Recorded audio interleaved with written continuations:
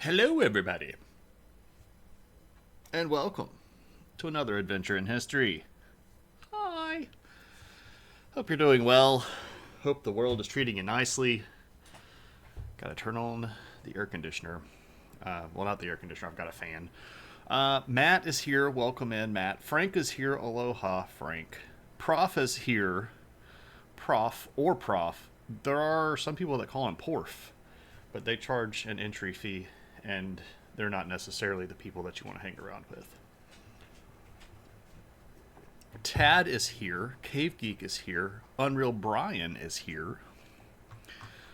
This sounded like a must watch. You wrote your master's thesis on Kitzmiller versus Dover. Well, Brian, I don't know if this is going to be exactly what you're after, because we are moving in chronological order, and we're talking tonight about basically the late antique world and early medieval world, where the church and the state first fused in Western society. So we are going to be doing what might be considered deep research for your thesis. We will not get back to any kind of separation of church and state for several weeks, and then probably not to anything that would be directly applicable to Kitzmiller until maybe a couple of months. Yeah, it is Unreal Brian, and that's sort of the reason why I've been doing the stream the way that I have. So hello, everybody, and welcome in.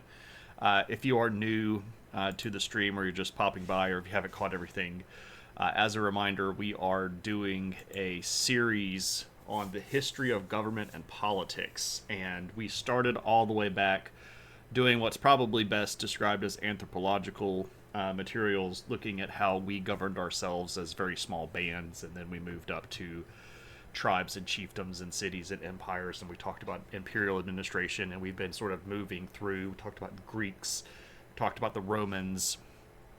Now we're going to talk about that oddly understood period where teachers typically are going to jump about 300 to 500 years and go, and then there was feudalism. And they don't really explain the transition from the height of the Roman Empire, where we had very clear divisions of power with checks and balances and multiple systems of voting and all kinds of citizenship ideology, and then suddenly just everybody is a serf. Like, how did that happen? Did we just suddenly fall into becoming serfs? Right? No is the answer, and that's what we're going to try to look at tonight, and be a little bit more specific with it, and maybe actually answer some questions instead of just going, and then feudalism. I mean, we'll talk about feudalism, obviously, but we're going to be talking about it in a very sort of nascent form. You're here until the signal goes out. All right, Tuna, well, I hope that the signal stays strong. I can't stop the signal, but that's from the movie Serenity. Fall Machine, welcome in. Another episode. Welcome. Yep. Historians of philosophy do even worse. Not that you have much patience with scholasticism. Yeah, there's absolutely a whole thing. We talked about that quite a bit in my my sort of main series, Adventures in History. We talked about scholasticism and a lot of the kind of ideology that grew out of that, and why that was such an important intellectual movement during the medieval period. I was actually moving some of those videos over to YouTube today. For those of you that, I'm sure everybody knows this already, but if you don't, I am moving all of the VODs to YouTube and trying to get those established over there.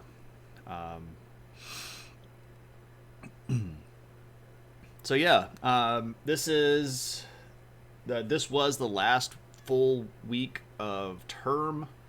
This was the last week where, like yesterday was the last in-person classes that I am going to teach for this semester. Today was the first day of finals. Those continue through Tuesday next week. And then it will be about 2 weeks of meetings and reports and turning stuff in. The good fun times. All of that good paperwork stuff, right?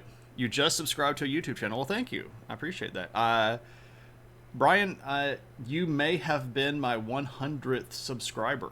I checked earlier today and I had 99, so you could be lucky number 100. I am 1/5 of the way towards being qualified to earn money from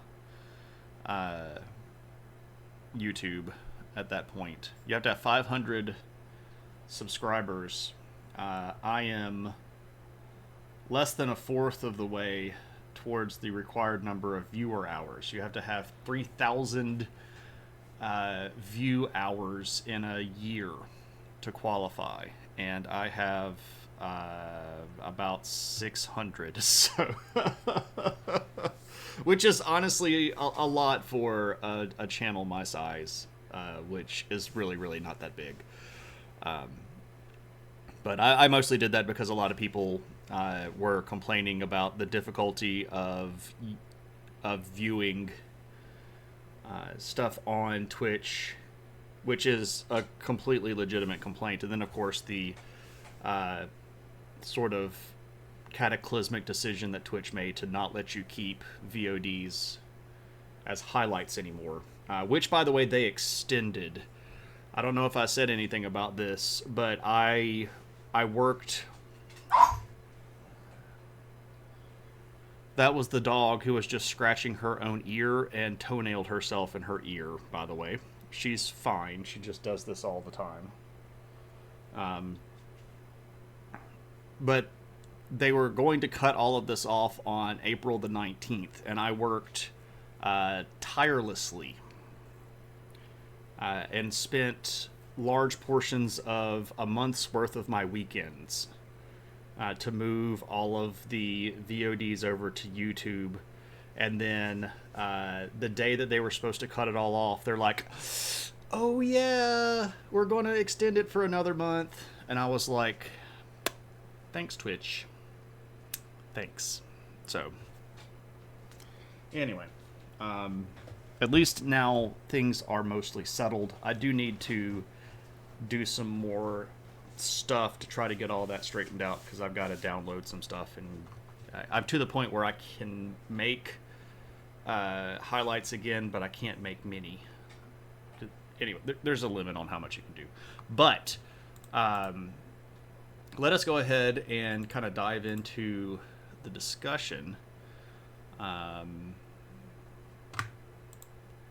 So we spent the last stream talking about how much really Rome influenced our government system today, and especially we looked at a lot of ideas like checks and balances.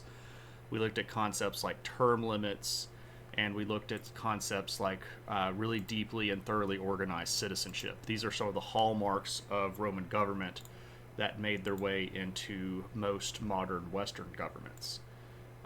So that stuff,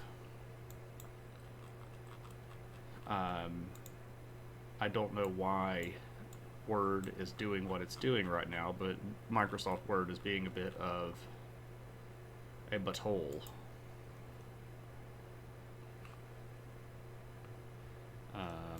Okay. But I want to be able to edit the document. Fine, whatever. Anyway. But of course, stuff changes, and Rome doesn't stay around in the same form forever. So what are some of the things that begin to shift the way that the Roman government works? Well, today, Brian, he was in Trento. And he'll be in Trento until tomorrow. Then he's going to Venice. So he's in Italy, yes. But he's sort of on his way.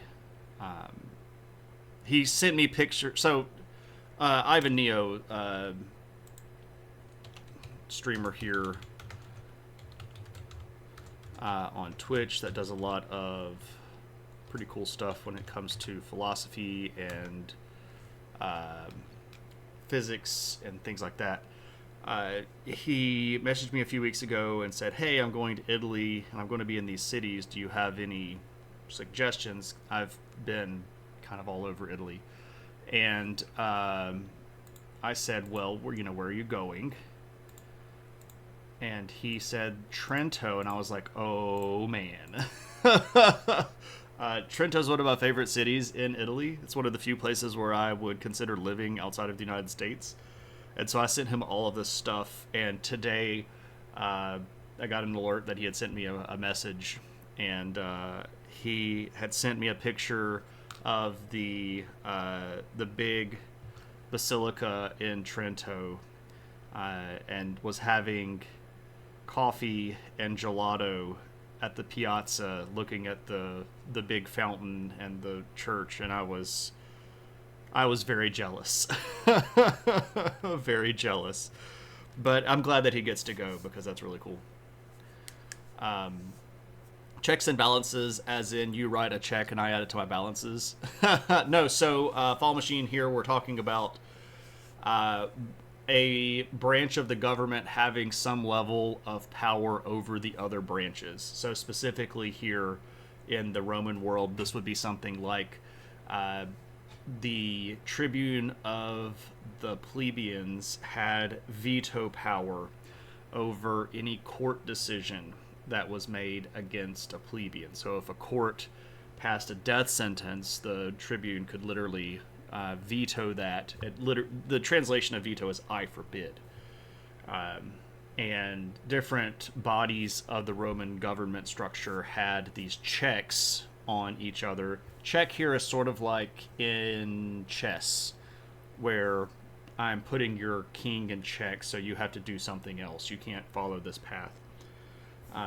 And what this was doing is hopefully trying to balance the different branches and bodies of government. So we have those today, where the president can veto bills from Congress, and the Supreme Court can declare something unconstitutional, and the legislative branch can remove the president from office. These are all checks and balances of the modern era. But those ideas came from Roman world. But in the later part of the Roman world, we know that things change. Specifically, we move from a republic to an empire, and that is obviously going to have pretty dramatic effects on how the governments are going to operate. And most of the time, we're going to be fairly similar in local function. So the local bodies of government will still work mostly the same way. That big shift is going to be away from the organs of state having power, whereas the emperor is going to have much more power. But we've covered that historically, and we've covered how emperors work previously in this series. So what we want to look at today is the growth of a new political player in the Western world, and that is the Christian church. And while you might not think that has the world's biggest impact on government, I think anybody that thinks about it even a little bit will realize how big of a deal this is. What's up, Spicy Miso? Welcome in. I've always thought that it was like a checklist and they were crossing that line out. I mean, that's fair too, sure. On a regular basis, I indulge in affogato from the cafe at the Detroit Institute of Art. I have not had an affogato from the Detroit Institute of Art, but I have been to the Detroit Institute of Art, and I will say, without any sarcasm or any attempt at just pleasing Brian here, that's one of the best museums I've been to. That museum is excellent, and I needed about another 6 hours in there. It was really, really well done. It's very well organized. It has an incredibly wide variety of artifacts and artwork, and it has really good collections of things that you're not going to find in very many other places. I've been to museums in Italy that do not have as many pieces of Roman glass on display as the Detroit Institute of Art does. It's really, really good. That's a really good museum. In Germany, you have a tax for the church. You weren't joking about the photo. Spicy Muso asked if, on last stream if I send out signed photos of myself. And I briefly considered it, but shipping is probably the kicker here.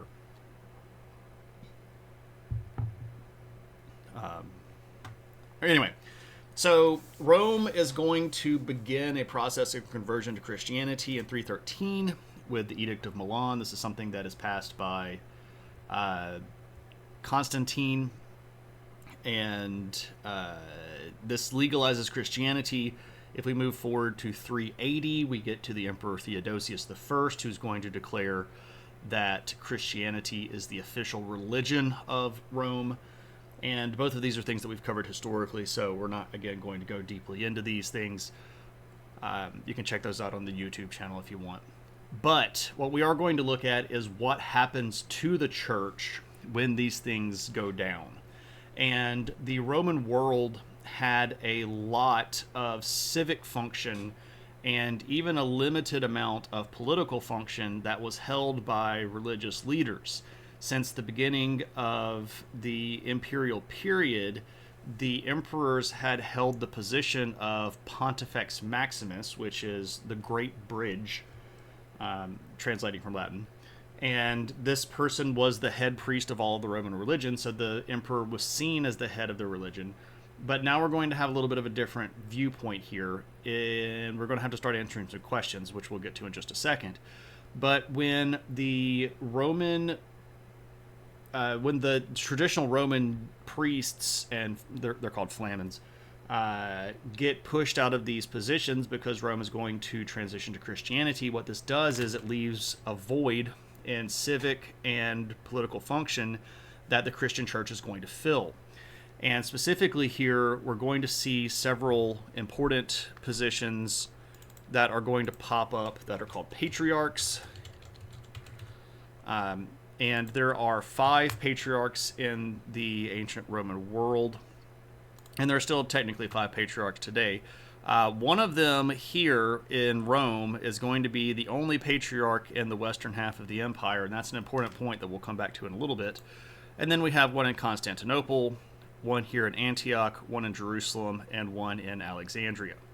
So these are the 5 patriarchs. And these positions are going to be very quickly sort of folded into the government structure, and these patriarchs are going to become not just spiritual advisors to emperors, but in many cases political advisors to emperors.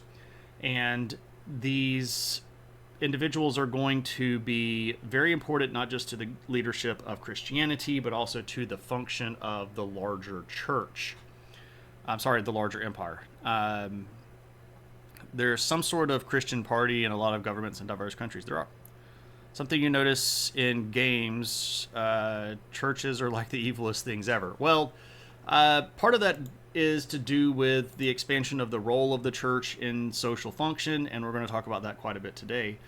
But as these patriarchs become more important, the patriarch in Rome and the patriarch in Constantinople are going to become sort of the mostest importantest, right?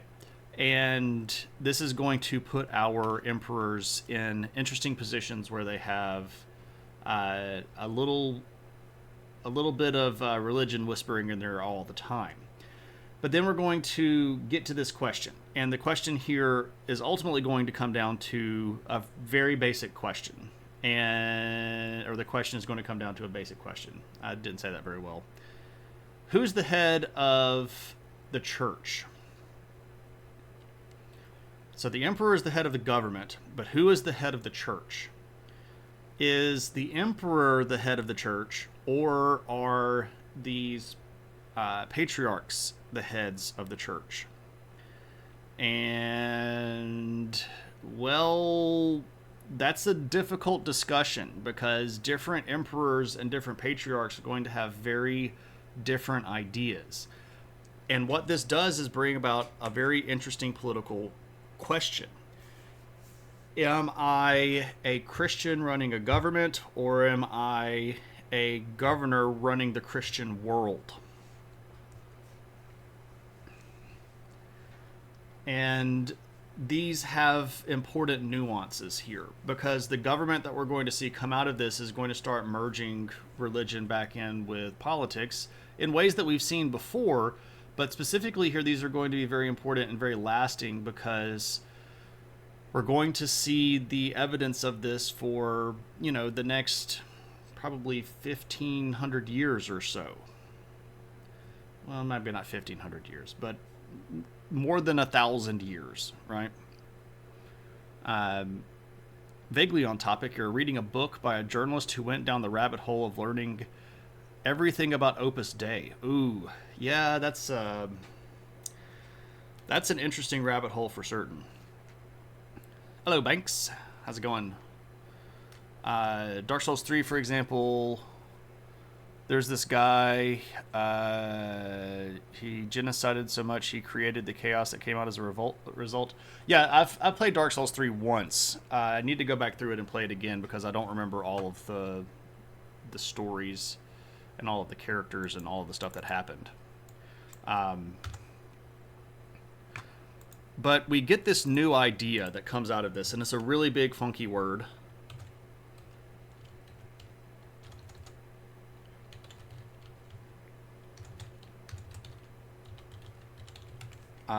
This is called Caesaropapism. Caesaropapism. It's a horrible word to try to spell.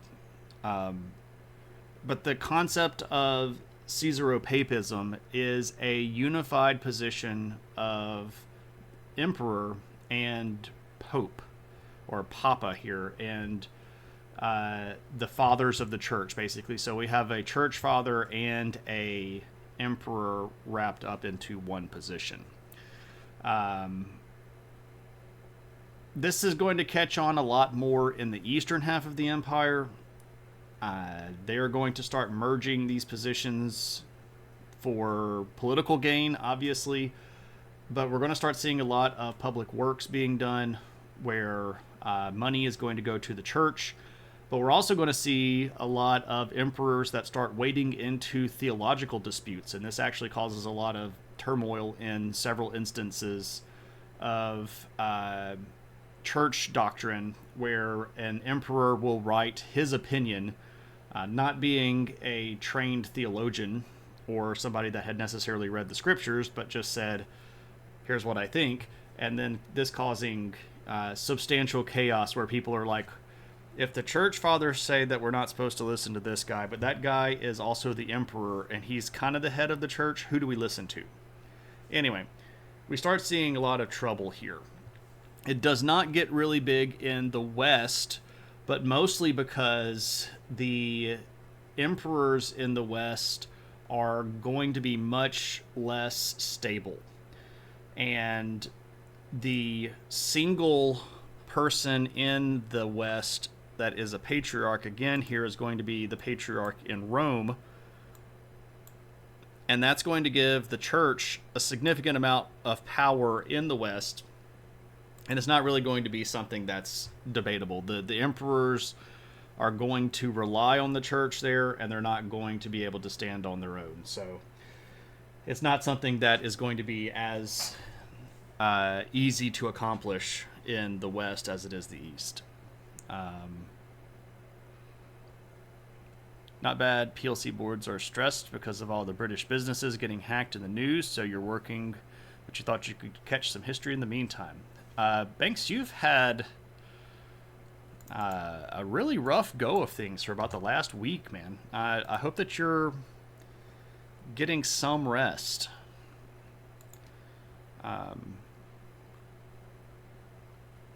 Tuna has his signal back, and Nogur is here. What's up, Nogur? Good to see you.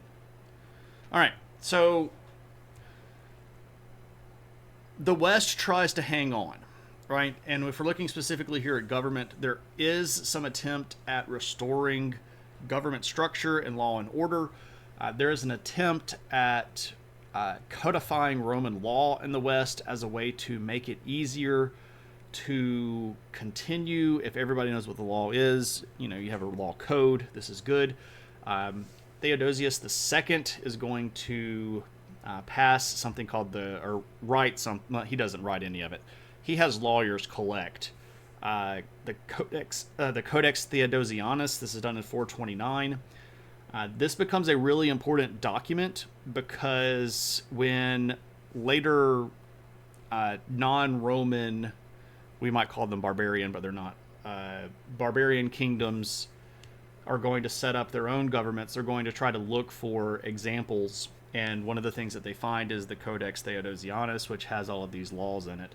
And especially the Visigoths in Spain are going to take this pretty readily and use that as a way to help build their government. But this doesn't actually help too terribly much. The damage to the West was done, and the West, of course, falls in 476. And what we're replaced with is a whole lot of smaller kingdoms that are not going to be Catholic. Most of these are going to be some level of non-Catholic.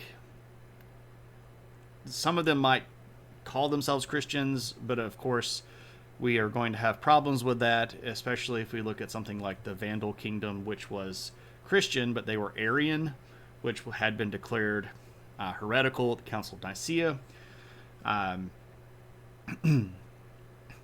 We also have people that are going to claim to be Christian but not act very Christian, like Clovis, the guy who was the Frank that set up the kingdom in Francia, which is modern-day France, who converted to Christianity, got baptized, and then had multiple wives and kept killing his family members. And the French are not necessarily, sorry, I should say the Franks, because they're not necessarily French at that point. The Franks are going to have a very tumultuous relationship with the church because they don't really act very Christian. The Goths are going to hold out for a very long time. But what's going to end up happening in the West, again, is that the Pope is going to be the strongest centralized figure. And that's because all of the former Roman citizens are going to still look to the Pope. The Pope is still going to be in Rome. He's going to be the head of the church. And in times of stability, or times of instability, politically speaking, people are going to turn to stability of any sort. And what this is going to do is supercharge the position of Patriarch of Rome. And this is where we're going to start seeing Rome act a lot more unilaterally. And they're going to start to develop the idea that the Roman church should be the head of all Christians on earth. And obviously this is going to end with a big church split in the early 1000s. But we've talked about that in the mainstream as well. This may be vaguely conspiracy theorist, but did they keep around lots of conflicting laws so that they could point to the ones that they wanted in the moment? Or was it more of a one-time establishing new rules? Frank, you're going to have to give me a little bit more specific. Can you give me like a country or a time period or an area? Who is they? Are we talking about church? Are we talking about like a king of France or a king of Spain or a king of Burgundy or something like this? I'd be happy to answer it. I just need a little bit more, little tighter view. Now, this does not happen in the East, and this is a very important point to make as well. The Eastern Roman Empire recovers, especially under a guy named Justinian, who rules from 527 to 565. And he's going to retake a large part of the western chunk of the empire, but what he's going to commission is this big, insanely, incredibly important document called the Corpus Juris Civilis. This is compiled by his head lawyer, a guy named Tribonian.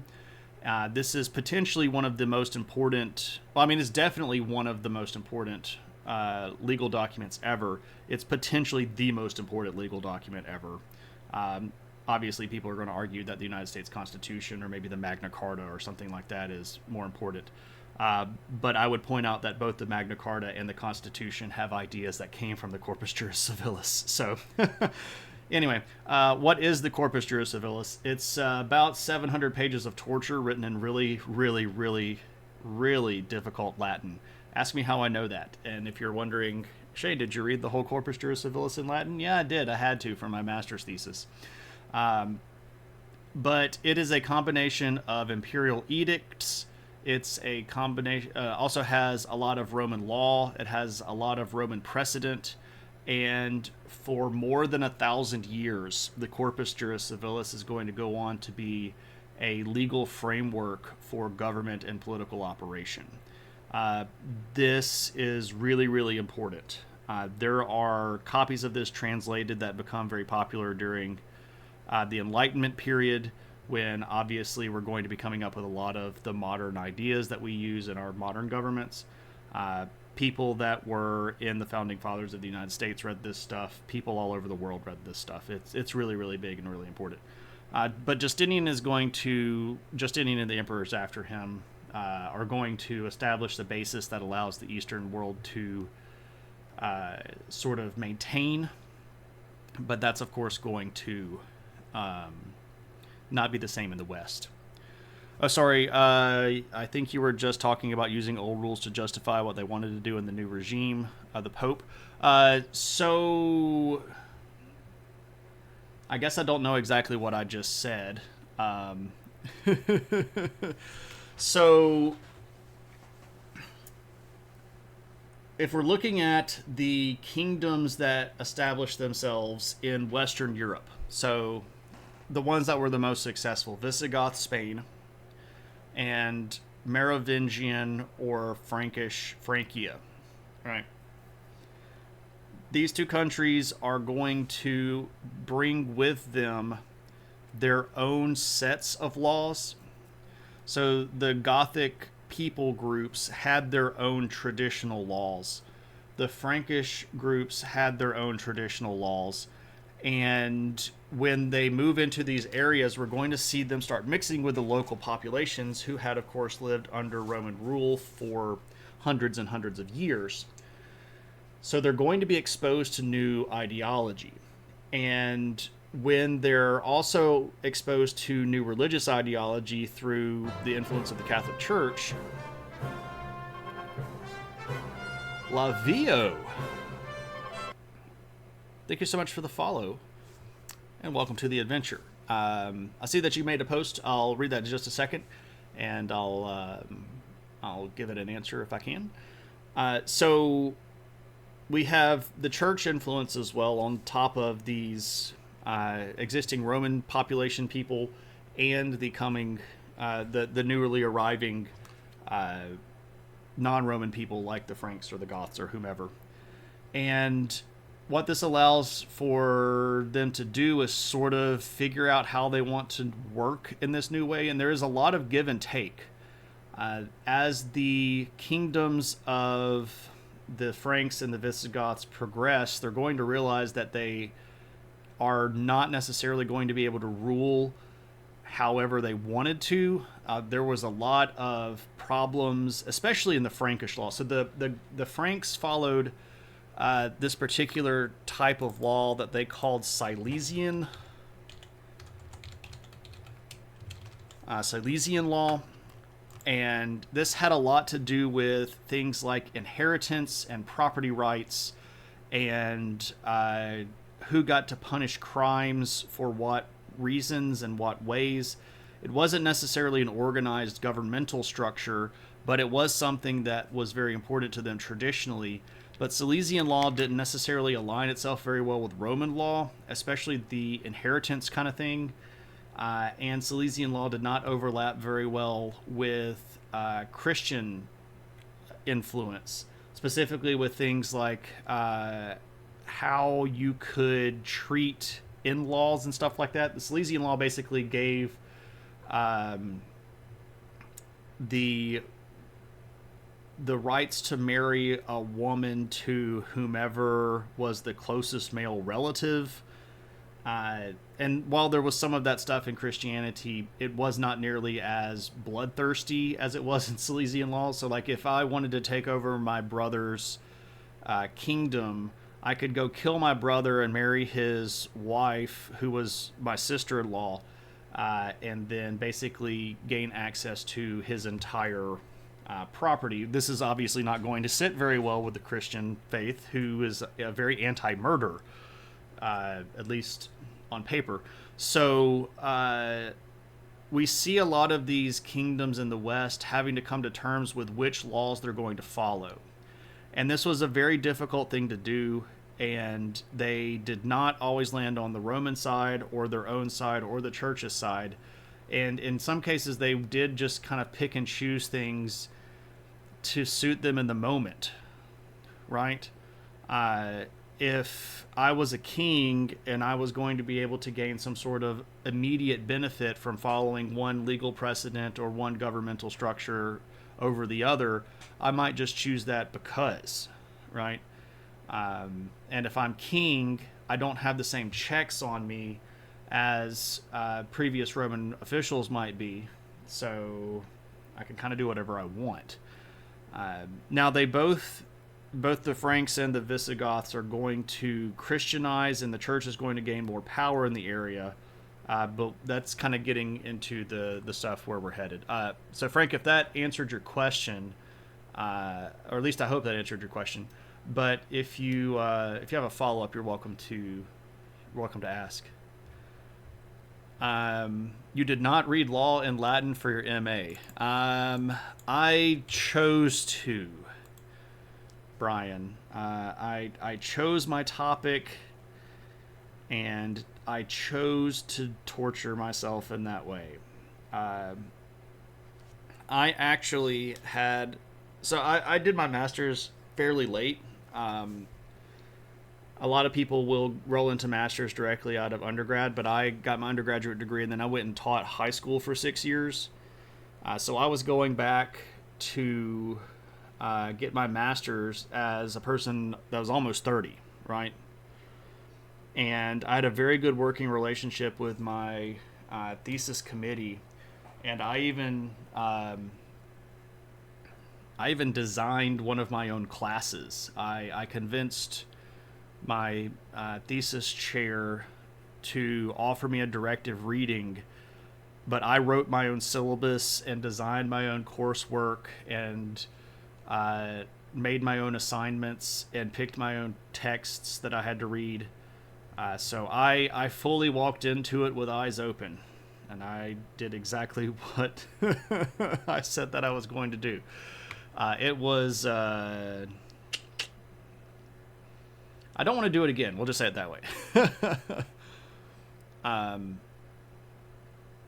Yeah, Miso, a lot of the stuff that I talk about is stuff that I've, had to go through. Like it's okay though, right? Because, I enjoyed learning the stuff, and I continue to learn things. I'm reading a book right now on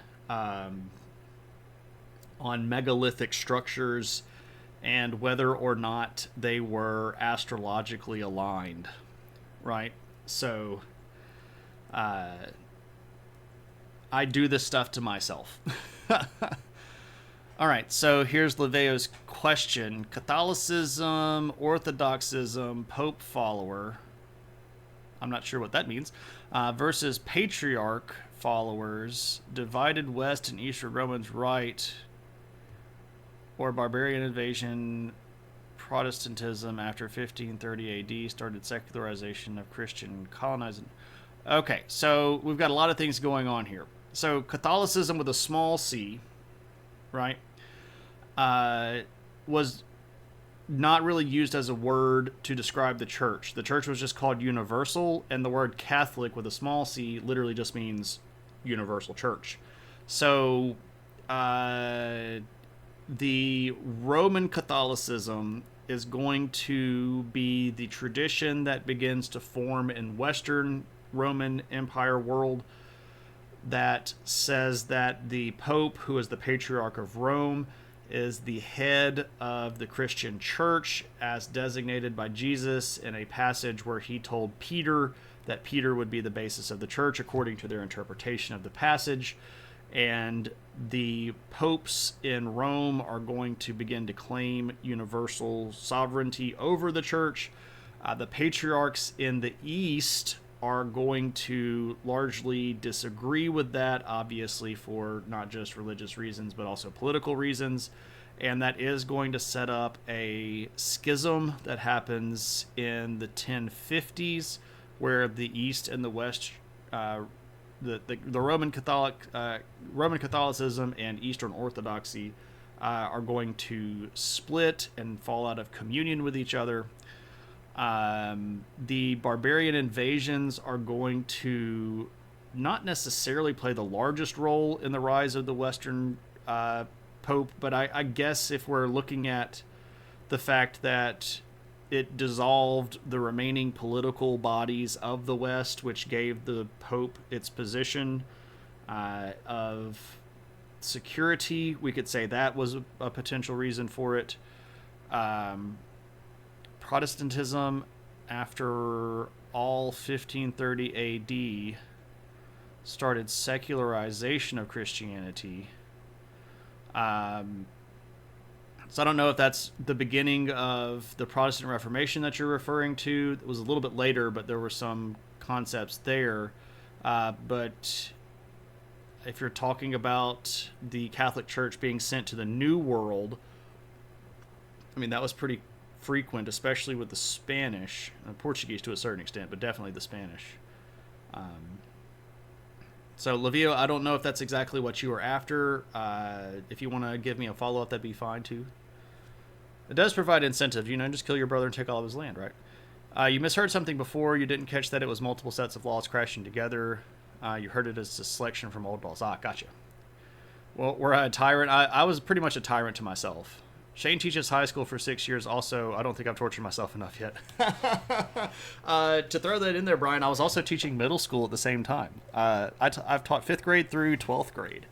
And for most of the years that I was there, I was teaching one class each of 6th, 7th, 8th, 9th, 10th, 11th, and 12th grade a day. Yeah, it was pretty rough. I was at a very small school that only had one homeroom per grade. It was a private school. So I taught basically 12-year-olds through 18-year-olds every day. It was not something I want to do again. But, the world is a crazy place, so we'll see what happens. Now, with this mix of stuff happening in the West, we're going to get really big changes in the government. Really, really, really big changes in the government. So what are some of these big changes? Let's kind of walk through them. Number one, citizenship as we understand it from the Roman world is really not going to exist anymore. If you want to know more about Roman citizenship, you can check out the VOD from episode 8, where we talked about Roman citizenship a lot. We talked about citizenship as well in number 7 with the Greek concept of citizenship. But those ideas are going to go away. Mostly because there's not going to be a centralized authority in all of the West that holds all of the West together. But if we're looking at a king in the western part of the Roman world, they're going to not look at citizens versus not citizens. They're going to look at people very differently. What they're going to look at is people that have money, people that don't have money. So our Roman citizenship that had for hundreds of years been a vital, important part of civic life, civic function, is really going to degrade in the space of a very small number of years. And any special treatment that you get under the law is no longer going to be based on are you a citizen or are you not a citizen, and it's going to be based on do you have money or do you not have money. So here we're going to see a reversion to older forms of government that are less idealized and more, I guess they're just more material, right? Do you have giant stacks of money that I can tax, or are you just a poor person that lives on a farm in the middle of nowhere? But the tradition of citizenship does not completely go away. Citizenship ideology is going to shift from a member of an empire or a member of a government a little bit back to the way that the Greeks viewed it, to being a member of a city. So people will start describing themselves as citizens of these particular cities. I'm a citizen of Paris, or I'm a citizen of Madrid, or I'm a citizen of wherever, right? And this is going to be a way that some people still try to hold on to the tradition of this, but even in cities, the concept of citizenship doesn't really have the same level of power. There's not necessarily any sort of political benefit that you get from being a citizen of a city. It's just more of an ideological concept where you're going to start attaching yourself to these particular locations geographically, but not politically or governmentally. Now, a lot of the cities do still have smaller bodies that kind of run them, but we'll talk about that a little bit more in just a second. What's interesting, though, is the awareness that citizenship played a role in society is not going to be lost on the church. And here, the church is actually going to start stepping in to promote the idea that citizenship is membership in the church, right? So are you in the church, and are you a citizen of like heaven? And as a way to kind of facilitate this shift, your local bishopric is going to sort of stand in as your identity. So the bishops that are running most of these churches are going to become not just your spiritual leader, but they're also going to be your community organizer. And they're going to be the person that solves some of your issues. Because when the Western world falls, the court system that was very prevalent in the Roman world is also going to evaporate. And they're going to be replaced basically with nobles who are really just military powers. But the church is going to stand in on a local level and start becoming the remediators of issues and the people that are arbiters of justice. And this is a conscious effort here. This is not something that just happens by chance. The church is really going to expand into this area on purpose. So what we can see is as the centralized government organs start failing, the church is going to recognize that the vacuum is there and they're going to start moving into it. And as the concept of citizenship fails, you're not going to be a citizen of the empire anymore, but no, you're now going to be a citizen of the church. Are you a member of the church? And this idea is going to be very important for people. And your participation in any sort of local body of government is really going to be just a happenstance of you living in the city. But people are going to start looking to the church for a lot more than just, spiritual guidance, but also just the concept of identity here. And we start seeing a lot of cities start pushing this concept of patron saints, right? And to a certain extent, this is almost like a mascot, where our local patron saint is so-and-so. And we have these people that are very important in our local ideologies, that are going to be heroes of our local concepts of faith, that these shrines that we have to these people are going to be landmarks that we use on pilgrimages. And people are going to come to see the really cool stuff. And that's how we're going to fill this role of citizen, where I used to feel like I was part of this larger empire, and because of that I was being treated specially. But without that larger empire, and especially after a lot of the people that were Roman are now being governed by people that are very much not Roman, they're going to want that concept of belonging. And I know that we're talking a lot here about stuff like sociological ideology and religious ideology, but let's not forget that we're talking about government and politics here, because identity plays a large role in how we think about how we want to be governed. And if I am a person that used to think of myself as a member of a government, but now I'm thinking of myself as a member of a religious body, that's going to change the way that I view and act in government. And this is where church and state are really going to start becoming the same sort of thing.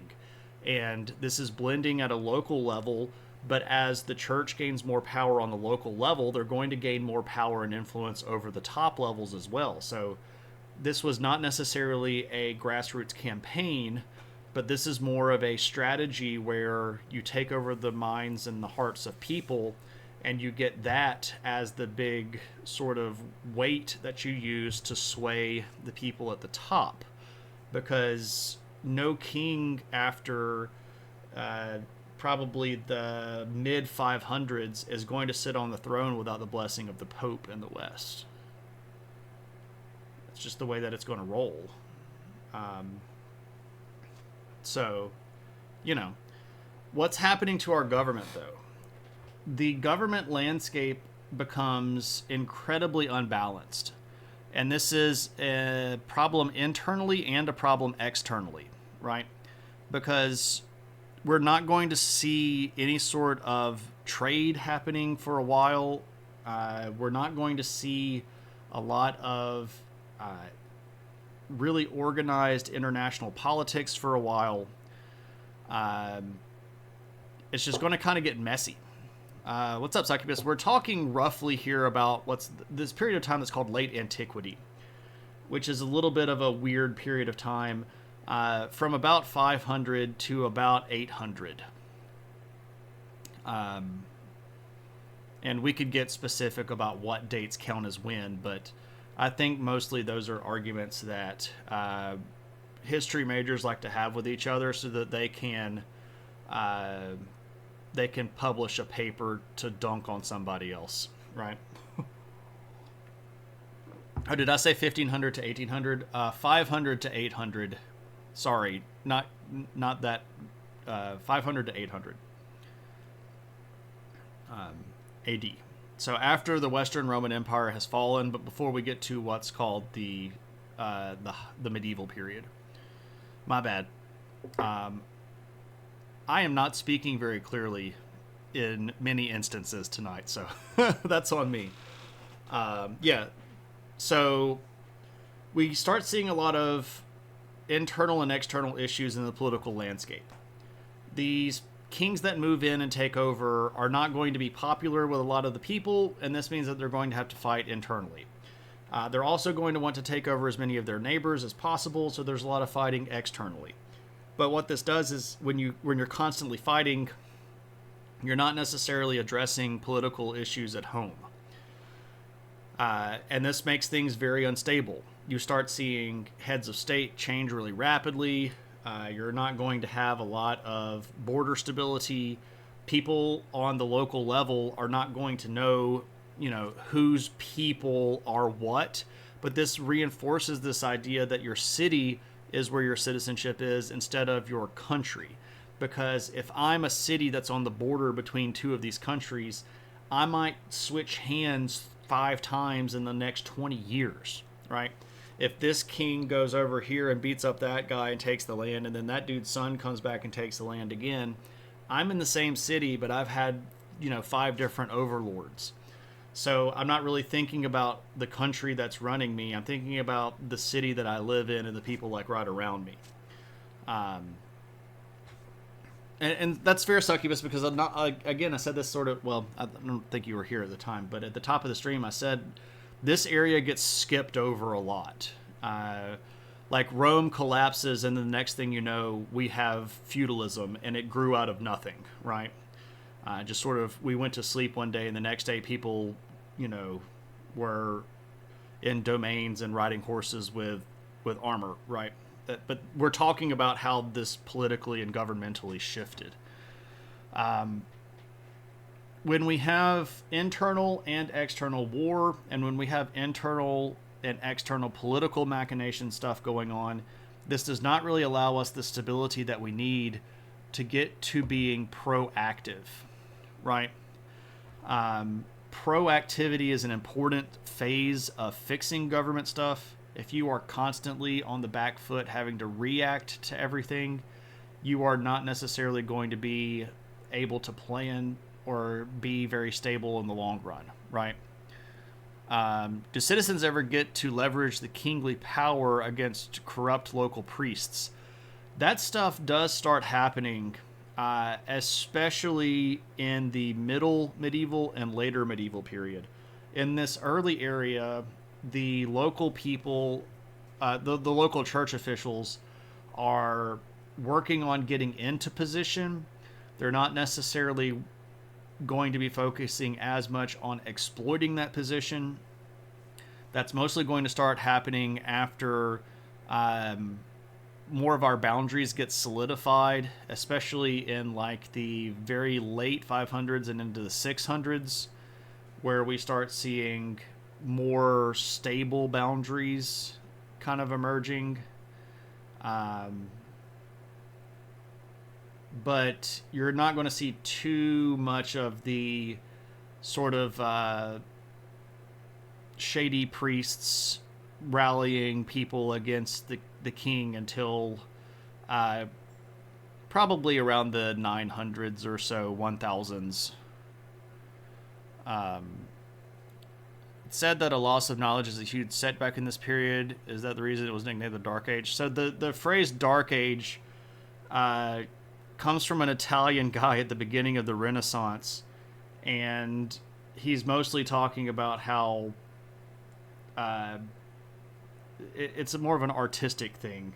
A lot of the knowledge that we think or that has been said was lost wasn't really lost. They just didn't care about it, right? The people that wanted to read stuff could still read stuff. You just had to go look for it.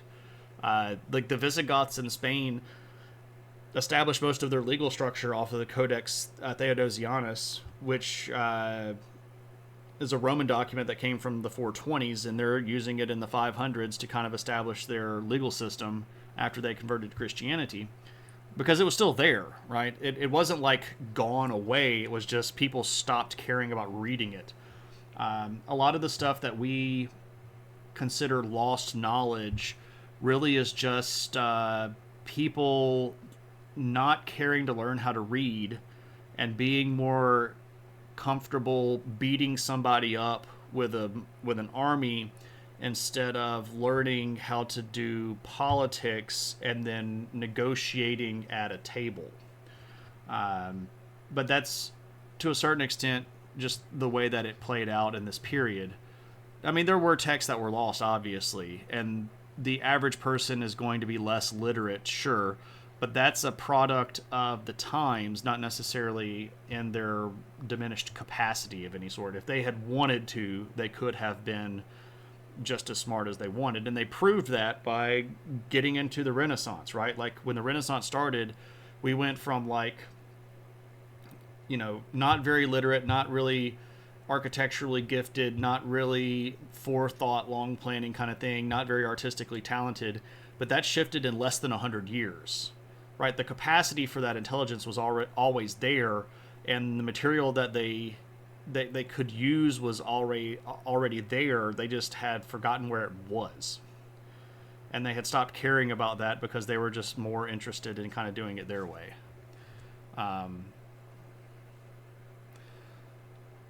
Does it sound okay to say then that the church is a check on the king's power, but there isn't much of a check on the church's power? Yes, that's fair to say, Frank. During this time period, the church was not in balance with the politics. The biggest, well, I think I might have to modify that a little bit. I would say that the church was an occasional check on the king's power. And the kings had usually only one sort of nuclear option check on the church. The church threatened many of these rulers with excommunication, and in many cases pushed them around or forced them to marry into places or do things. But the church didn't have unilateral authority over kings, mostly because the kings had the nuclear option of, I have a big army and I'll come kill you. It's worth pointing out that Charlemagne, who became the first Holy Roman Emperor, did so because he marched a gigantic army down into Italy right outside Rome, and then kind of said, hey, you should crown me emperor. And the Pope at the time was like, I really don't want to. And Charlemagne was like, do you see my giant army? And the Pope was like, okay, cool, Emperor Charlemagne, right? So they had maybe like mutually assured destruction power over each other, but they were still working out a lot of their sort of the four steps of their waltz. They didn't really know how their footwork was going to go at any given point. Do I think that this hampers national development? You mean like not having literacy? Oh, sure. Yeah. The more literate a government is and the more literate a populace is, the more they're likely to be functional. Which is why all of our leaders should be literate. Right? Sad. For those of you watching on the VOD, it is May of 2025, so you can fill in the blanks there. I'm sure God's keeping them in line. What's up, Moose? That was the thought, right? Is this the time that the Muslims come to power? So Islamic power had already begun to expand out of Arabia. That was in middle part of the 500s. By this point in time, Islam is going to control most of northern Africa. And they're about to start breaking into Spain here in not too long, the 700s. So the check on the church is that the church mostly knew not to push the kings too hard. Yes, that is correct. That is correct.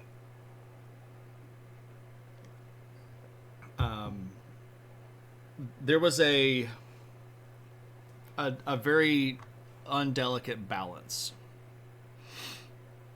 What's up, Socknell? Welcome in. All right. So we do still have civic bodies. As a reminder, we do still have local level governments, but again, these local level governments are going to be mostly just citizen assemblies, maybe run by an aristocracy, but in many ways still quite answerable to the population. And we know that a lot of these cities lasted because we do see a lot of the Roman stuff being retained. Some of the Roman roads that ran through Western Europe got sort of refurbished or taken care of for several hundred years after the Western Roman Empire fell. Some of the aqueducts got serviced and were still in use 100 years after, or a couple hundred years after the Roman Empire fell. A lot of the big buildings were kept up. So we know that there were local level governments that were able to marshal funds and power to maintain civic life and function. So obviously there's still local level government, but again, this is not being done in conjunction in many cases with even the king. A lot of the kings didn't know really a lot of what was going on in most of these cities. These cities were sort of seen as quasi-autonomous groups, and as long as they paid their taxes, the kings kind of didn't care very much. So it's a weird mix of politics and government here. Talking about government systems, love it. We need more education in politics. I agree. Did the kings not have constables? Not at this time. So a constable is a person that's really only going to be kind of developed during what we might call common law, which we'll talk about probably next stream. I'm not 100% sure, but maybe common law is next stream. It's a logical development from here to there. But I guess we can go ahead and talk about this. What really ends up happening is that the king's power is going to start with military power. And the military power is going to be drawn from the noble class. This is why, instead of citizenship being the difference between citizen and non-citizen, class starts stepping in again and being noble and not noble. The military is going to be how the king rules and how the king keeps everybody in check. And these nobles are going to get titles that are originally going to start off as basically military positions, right? So our title Duke comes from a Latin word, which is dux, right? But that is a military position. During this period of time in the eastern part of the Roman Empire, they're going to start developing a new military structure. They're going to actually get rid of provinces in the east, and they're going to establish this thing called the Themata system. We've talked about this on stream before if you want to go look up the VOD for that. But Dux is ahead of one of these military units, and this is going to have a castle or a fortified position where the Duke is going to live, and the idea is that this is the person who reports to the sovereign. And this is going to be really the foundation of feudalism, because I need you to keep the peace. I need you to make sure people pay their taxes. I need you to make sure that the border is secure. So you have a certain number of men that are going to be under your control militarily, and I'm going to send you to this area, and you're going to have a fortified position to stay in case things get bad. And if things do get bad, you're going to gather everybody into this fortified position, and they're going to send message out, and you're going to fight off the bad guys from the walls. And then when the bad guys get defeated or leave, you're going to come out of the castle, and you're going to reestablish everything and get back to work. But this is where feudalism begins. This is the birth of the concept. But because this is a military organization, the nobles that get put into these military positions are not necessarily going to be people that are effective governors. They're just going to be rich people, right? So how much do you expect them to be able to do? You're going to hope that they're qualified. You're going to hope that they're competent and that they're literate, but many of them aren't. They're just rich, right? So as long as they pay their taxes and can gather an army when you say so, that's their job. But they're going to have to fill these new positions, right? They're going to have to offer some level of governance, because they're the ones that report to the king. So when the king comes up with a new decree, he's going to send it out to these nobles, and then these nobles are going to be tasked with enforcing this stuff. And they find out pretty quickly that just threatening people's lives over and over and over again with military power is not the best way to do this. So they're going to have to become governors. They're going to have to start being arbiters. They're going to have to start being judges. They're going to have to start dispensing some level of local governmental influence. And this is where we're really going to start seeing a little bit of a tug of war, because Frank had asked a question about this a little bit earlier.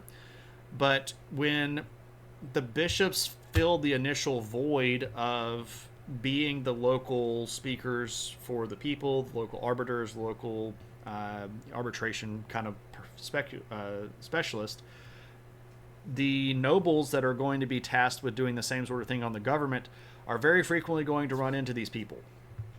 So you start seeing a lot of relationships where the nobles are going to want to be friendly with the local bishop, and the bishop is going to want to be friendly with the local noble. And before long, what we start seeing is, oh, well, I'm going to have 5 sons, and those 3rd, 4th, and 5th sons are going to go join the church, so that I, as local noble, have political power, but my son becomes bishop, and he has ecclesiastical power, and then we can run this city or this region basically unchecked, and as long as we pay our taxes to the king, we are little kings in our own right. But again, that's what feudalism turns into. This is how we get from here to there. Right? Don Does Math. What's up, man? Welcome in. Everybody needs to go follow Don Does Math, who is a math streamer. Also plays games, but really cool guy. Really cool stream. You should go give him a follow. Hope you're doing well, Don. So what happens as a response to all of this change is domino effect stuff. If the cities are the center of identity, what happens to rural people? Which is most of the population, if we're being honest. And the answer is they become basically detached from politics.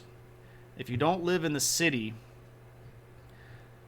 And if you don't live close enough to the city to get to politics, you don't really have politics anymore. And if you're not living in the city, you don't really even have that concept of citizenship anymore.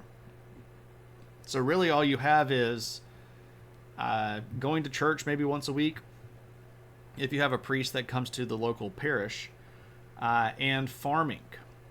But this is going to be a key change where even so, theoretically speaking, and this didn't happen a lot, but it was possible. Theoretically speaking, any citizen in Rome could show up to vote, right? It didn't matter if you were a farmer in Spain. If you wanted to get on a ship and go to Rome, you could vote if you were a citizen, right? And that ideology was very important at tying people together. And when the concept of citizenship dissolves like we watched it happen, what then does the rural person have? And they don't really have anything. They don't really have much at all. And what they become are effectively wards of these nobles, where the nobles have a region of land that they're supposed to protect. And the only time that any of these rural people see anybody that's a government official, it's when the nobles are showing up saying, we need all of your men to show up at the military, right? Because we've got to go fight the bad guys, and we're here to rouse the village, and we need all of your fighting men, right? But that is an important concept, because when the nobles start looking at these people that live in villages as basically just soldiers that don't have rights, that don't have citizenship, this is our first step towards a medieval serf, who in many cases were directly and legally tied to the land and were effectively property of the nobles. But that is a direct response to the fact that these people did not have political voice anymore. They did not have competence to participate, or they had the competence. They didn't have the capacity. That's the word I was looking for. Sorry. They didn't have the capacity to participate in government because they didn't have special citizenship privileges. They weren't held in any sort of different regard. And when money became the new citizenship, or I guess money went back to being the citizenship concept, they don't have anything. But that's a serf, right? Do you see where this comes from now? Were bishops more likely to arise from commoners before this point? No, not necessarily. There was a fair mix, though, right? A lot of the people that ended up in church leadership could come from various places. People that were monks pretty frequently went from being leadership within monasteries to being in the clergy, and a lot of those people were, sort of everyday normal people. But we're definitely going to start seeing church leadership become much more nobility focused during this period, because it becomes very clear that for you to have successful governmental and political power, you're going to need ecclesiastical power to go with that. And what that means is it's an attractive thing for you to get your sons into the clergy. But that's sort of a hallmark of feudal policy, right? We start seeing the church being sort of princes and the local bishops living like lords, and many of them being lords. And we, of course, we're going to get to sort of like the high Renaissance thing where, how many Medicis ended up pope, right? But that idea comes from this period of time. It just develops to the point where we get Medicis as popes in the 1400s. We've got to get there from here, right? What kind of things did people get to vote on during this time? During medieval period, not very much at all. No. When I was talking about voting, I was talking about the Roman world prior to this. Prior to the fall of the Western Roman Empire, when citizens did actually get to vote.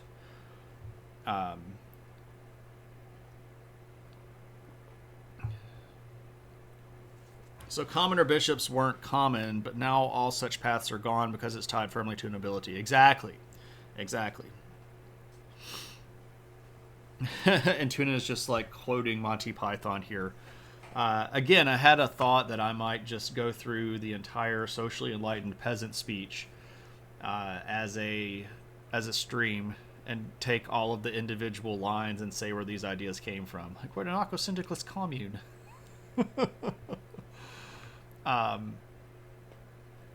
But this is a pretty big shift, right? So the Western world starts to medievalize. But the Eastern world doesn't have this same process. Again, the Eastern Roman Empire survived, and they're going to have a much better go of things, right? And then do the French Guard insults.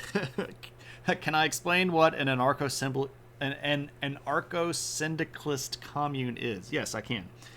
A commune is where we need to start. A commune is a small settlement where the people that run the settlement hold all property, or at least most property, as common. So this is communist kind of ideology.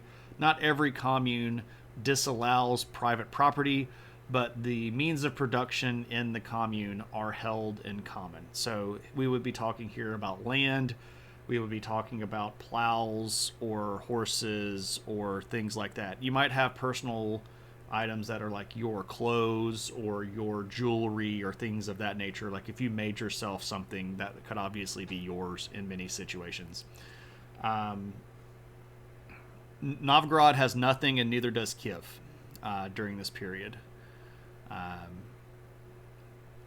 So that's what a commune is. And if we're talking about an anarcho-syndicalist commune, we are talking about a group of people who have decided that they are going to only have the laws that they themselves agree upon, and that those laws should be as few as possible to retain ease of function, right? So the anarcho comes from lack of organized government. So everybody is going to be the same sort of level inside of the government. And syndicalist means that they're going to make any sort of government decisions together. This is why they take it in turns to act as a sort of executive officer of the week. But each decision of that officer has to be ratified at the bi-weekly meeting, right? So the concept here is I get to make a decision for this week, but everybody else has to kind of agree with it, or at least not shoot it down. So we're not running things as an individual. We're shifting our political position around, but we all still have to agree with it. So anarcho-syndicalist commune. Does that make sense to you now? Like after that explanation, does the politically aware peasant make more sense?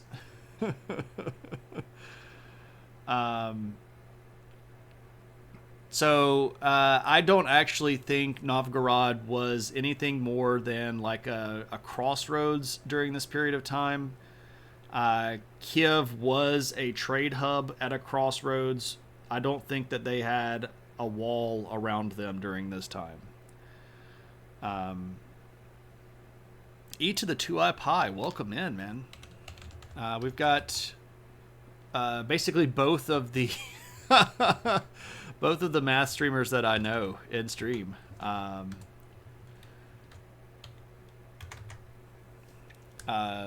What's up, Pi? Good to see you. Welcome in. E to the 2i Pi, also math streamer, educational streamer. Pretty cool guy. You should go hang out. I go in and try to steer the conversation towards things that I can actually participate in that are on my level, mostly like pedagogical stuff. I'm not the world's best mathematician. So if you want better math, go see Don or E to the 2i Pi. And these guys will hook you up.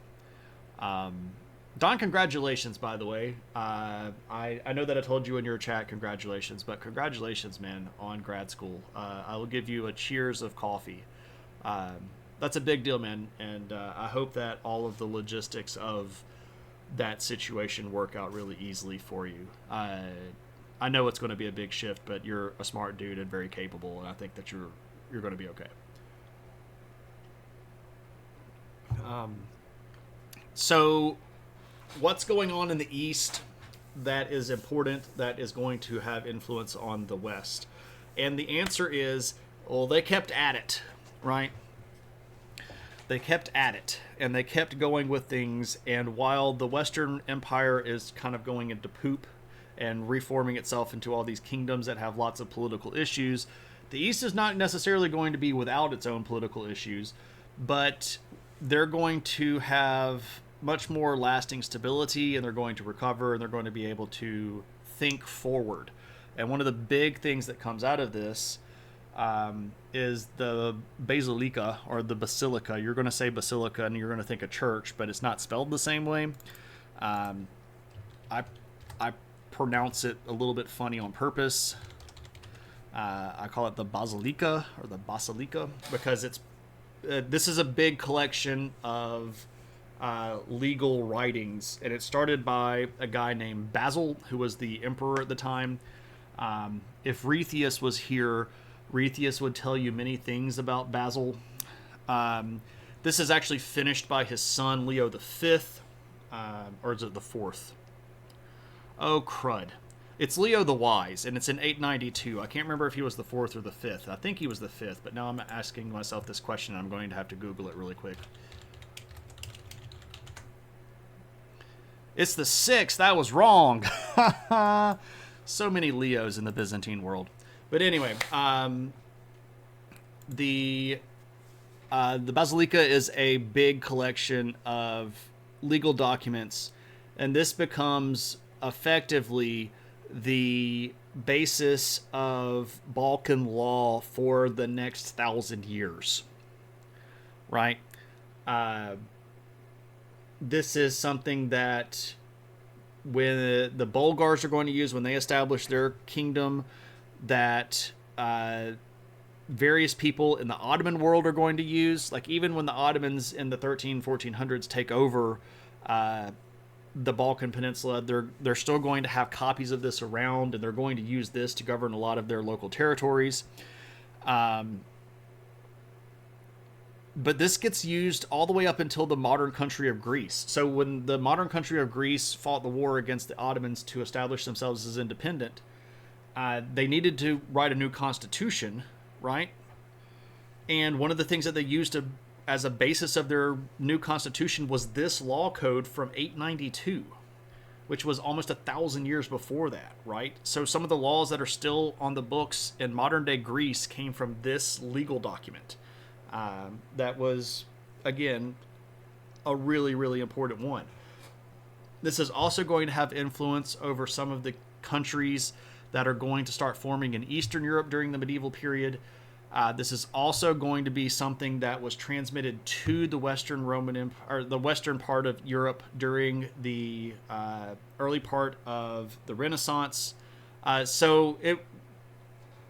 Succubus, I don't know if you were here when we were talking about the Roman legal codes, the Codex Theodosianus and then the Corpus Juris Civilis.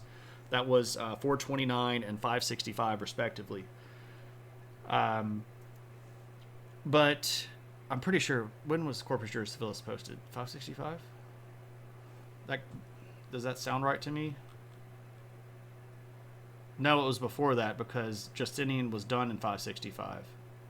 Is it 535? Anyway, from the 500s. I'll bug myself about not remembering dates and numbers of Leos later on. So those existed prior to that. So this is not necessarily like a revamp, but an addition and reconsolidation of legal changes that had gone down from the period of Justinian to the period of Leo the Wise, and a recollection and reorganization of these legal ideas that is really big and written in Greek, and I've never read all of it. I probably should, but there's a lot of things that I should read that, just honestly don't have time. So a lot of the stuff that we see happening in the West is happening in the East to a certain extent, but not necessarily to the same dramatic extent. There are going to be problems in the West that are going to show up in the East, like border challenges and internal struggles and things like that. But they're going to have much more stabilized, centralized control in the East during most of the period, so they're not going to go through a lot of the same big changes. So it's going to codify a lot of the political and governmental realignment that happened between the end of the late antique period and into what we would call the early medieval period. So stuff like the role of particular individuals within the government. One of the big things that was in the Corpus Juris Civilis is a big list of like people that had certain positions and what they were supposed to do. That obviously shifted a lot when the provincial structure was scrapped in favor of a military, I guess, kind of martial law world, and they changed all of the titles from the old Roman positions like aedile or quaestor, and they moved to things like counts and dukes, right? So you're going to see a lot of that kind of stuff going down. It's also just every emperor is going to be able to make proclamations that are going to change the law, and when you add another 250 years of imperial decree, you're just going to have a lot more stuff that you need to put in, and then you're going to have to try to like fit stuff in, right? Because how many different laws is it's organized by topic, right? So you've got to find all of the things that are talking about this and put them together, and then all the things that are talking about this and put them together, and all the things that so it takes a lot of clerical work to organize this kind of stuff and get it together. Counts and dukes, when Franks and Norman languages mixed. Xochitl, so duke comes from Latin, but we're not talking about Normans quite yet. We are talking about Franks. You're taught that the Byzantines didn't get into feudalism like the West did. Well, part of it is because like the centralized empire stayed, and their access to the sort of Roman way of life didn't go away, whereas the people that took over in the West were looking to establish a new structure, and the particulars that we've gone over today happened in the West when they didn't have to happen in the East, or didn't happen in the East because the Eastern government didn't fall apart. This was not the pure reason why. This was not like because they made this thing, this was the foundation of their entire world, and this was the only reason that they stayed out of feudalism. It wasn't like that. Claire, what's up?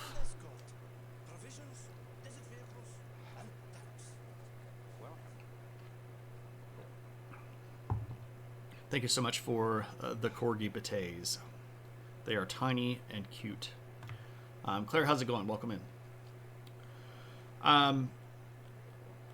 So that's kind of what's going on in this period of time, and the governmental shifts in the West are going to be the ones that are probably the most important for us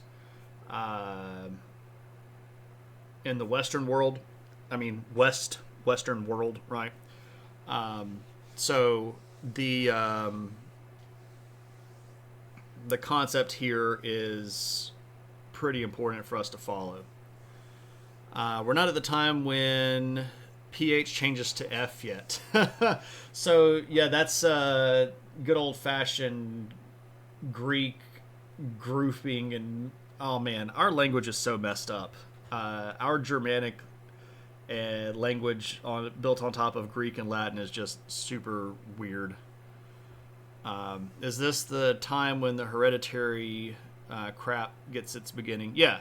Well, I mean, there was already hereditary stuff pretty much forever, right? there were big families in Rome that were important. If you were a part of the patrician system in Rome, it's because your family was rich enough, right? So, the idea of really big families with really big names never really went away.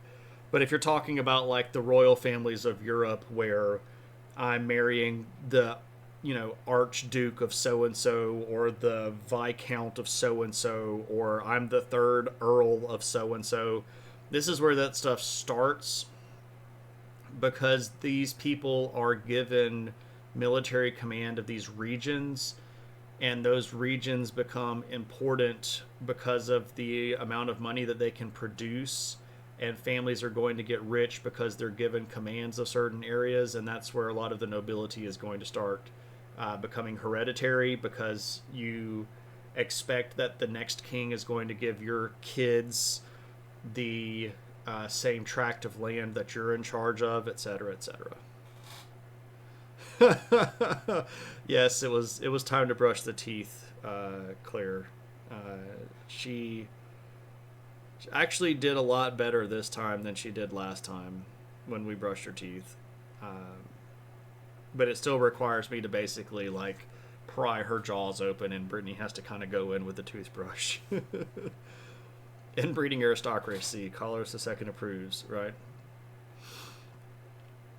Oh well, yeah. I mean, we are a long way from a Habsburg showing up, but the ancestors of the Habsburgs uh, are gaining land in the Holy Roman Empire. Sure. But all right, so that's pretty much all that I wanted to talk about on my end. But as always, if anybody has any questions about this material or other material, I would be happy to answer. If I know the answer, I might just say I don't know, which is quite possible. So, but again, this is sort of a period that people just don't really focus very much on, and I don't really. Well, I mean, I kind of get it from the position of a person that's had to teach this stuff, especially World History 1. Is just there's just too much stuff to do, and there's not enough time to do it. So you gotta kind of squeeze in whatever you can get, and a lot of people just skip over this transitionary phase and go straight from Rome collapse to sort of the high medieval world.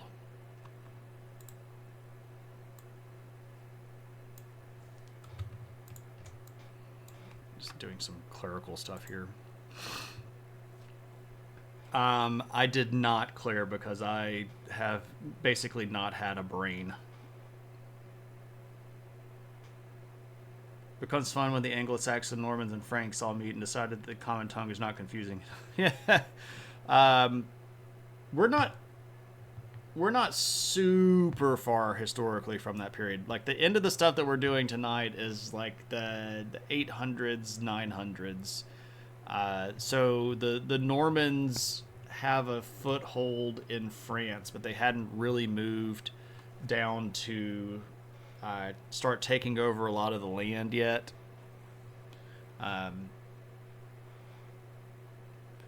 Were there any notable legal experiments during these centuries that caught my interest? So like weird things that stuck. Let me try to think. I mean, there are always going to be like weird little outlier things.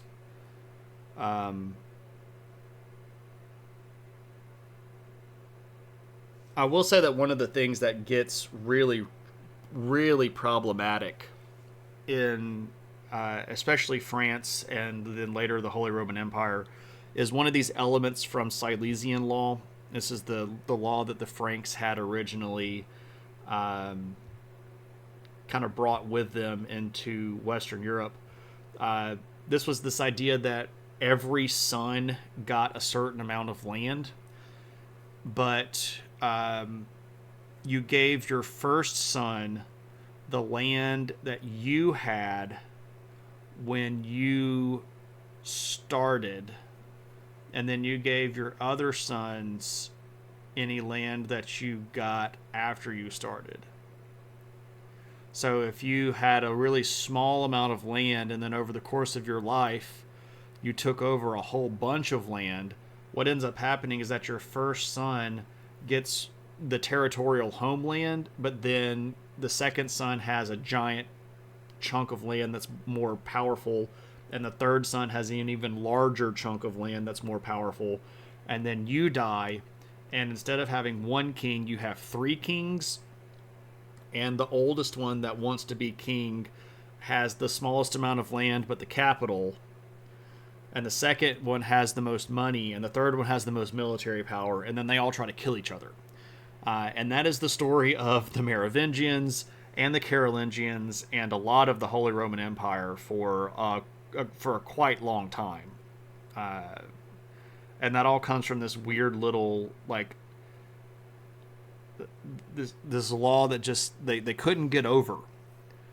That inheritance sounds designed to cause civil wars. Well, we have to remember, Frank, that when the law was originally made, the Franks were semi-nomadic people that lived mostly in what we would call today far eastern Europe and the northern coast of the Black Sea region over here, right, which is today places like Ukraine, over here into the Caucasus. So they didn't really have a lot of land, and a big noble might control a city, and they might take over a few villages, right? So in most of the cases prior to the Franks coming to the eastern part, from the eastern part of the world into the western part of the world, this was a pretty fair kind of way of doing things to keep stuff in the family, because your first son was going to get the majority of what you had, and then the second son and the third son might get a little bit here or there, but they were still going to be very clearly subservient to the first son. But that's because they were not used to being able to conquer these giant chunks of land so rapidly. They were not used to being organized into these big unified war parties of all of the Franks. They had all of these different little individual tribes of Franks that were all fighting each other. So, if you took 2 cities or 3 cities in your life, that was a really, really big deal. But here we are with some of these big Frankish kings taking 2 or 3 cities a year, right? And it's a sign of the same sort of issues that we always face as humans, where our technology will advance faster than our government, and our government will advance our technology will advance faster than our culture, and our culture will advance faster than our government. So if you want to see a shift in law, you're going to have to go through technological change, cultural change, and then legal change. And this is always the way that it works, 100% of the time, right? So you just get slow rolled into this, right? Our technology shifts because we go, wait, we could just all work together and have a giant army. What do we do with that? Well, we go kill everybody. Oh crap, look at what we've done. And then our culture changes because we're like, well, we kind of want to make sure that we still follow the law because that's tradition. So we're going to give everybody stuff, but then we're going to have to try to deal with this. And then, 400 years later, they realize we really got to get rid of this law because it's causing us trouble and we can't form unified countries anymore. But this is where we start seeing the division of Germany and Italy and France as independent kingdoms instead of all being part of the Holy Roman Empire. But that, is much, much later on, like a good 500, 600 years after the Franks first take over in Francia. So,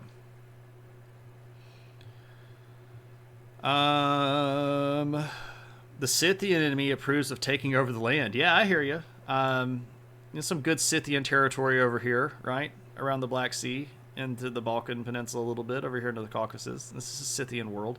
We did a whole stream on the Scythians as a viewer request stream. So you might want to check that. I'm pretty sure that's over on the YouTube channel.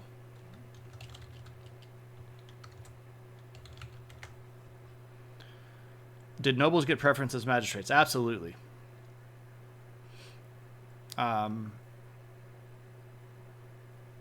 Okay, catching back up. Did feudalism did feudalism form in pagan lands, or did they transfer once they became incorporated into Christianity?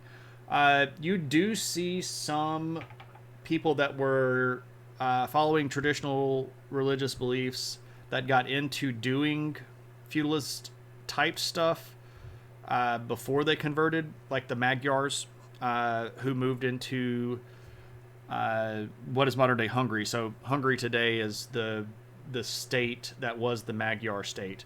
I guess they Christianized fairly early, but for a while they had some territory that was roughly feudal, but not Christian. Some of the territory down in the Balkans gets fairly feudalized while under Ottoman control. Like if we look at Wallachia, where Transylvania is, right? Like Vlad the Impaler's family was effectively a noble family running feudalism in that region. And for a while they were under Christian control, but then they were under Muslim control. Then they were back under Christian control. Da da da da da da da da da da.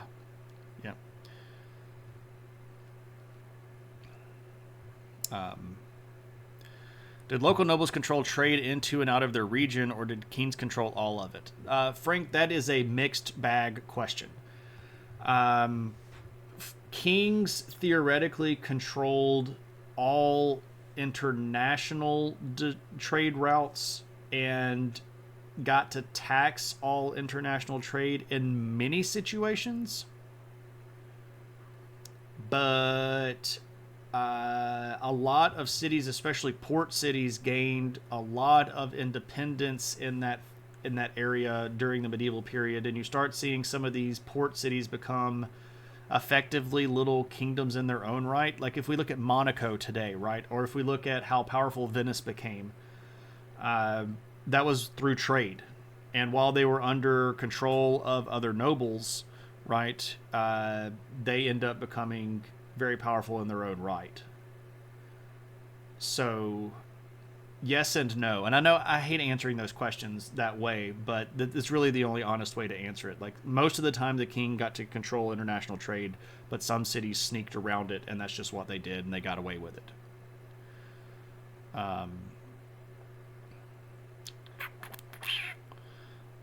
Napoleonic Wars, 1800s, yay.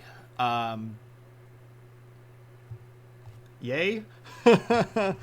I don't know if that was a question or just a kind of a statement. Tuna wants to do Tradle. Wow, I haven't done Tradle in forever. All right, let me set up Tradle.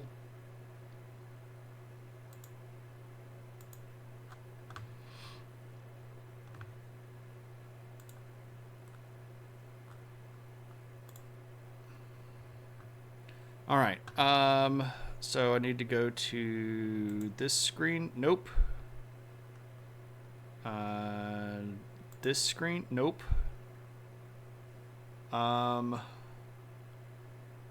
This stream. Nope.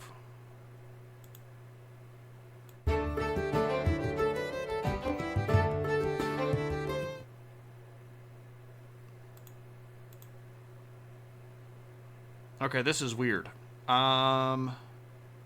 I thought I had a Tradle stream. We can use this one though. Let's just pop that full stream. Okay, so again, while I do Tradle, I do not look at like you can see me right now because I have the camera on and I'm in the bottom corner. So like over here you can see Tradle, but I can't see the chat. So I do this because I want to try to make the Tradle guesses without being influenced by the chat.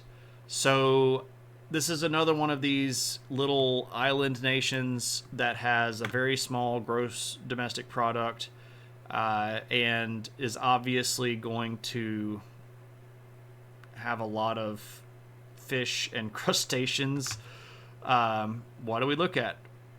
Frozen fish, crustacean, fish, crustaceans, fish fillet. Dried, smoked, and brined fish. Non-fillet fresh fish. Mollusks. Other other inedible animal products. Okay. Processed fishing ships. All right. Passenger and cargo ships. Railway cargo containers. Motor vehicle parts and accessories. Other floating sea vessels. Cars.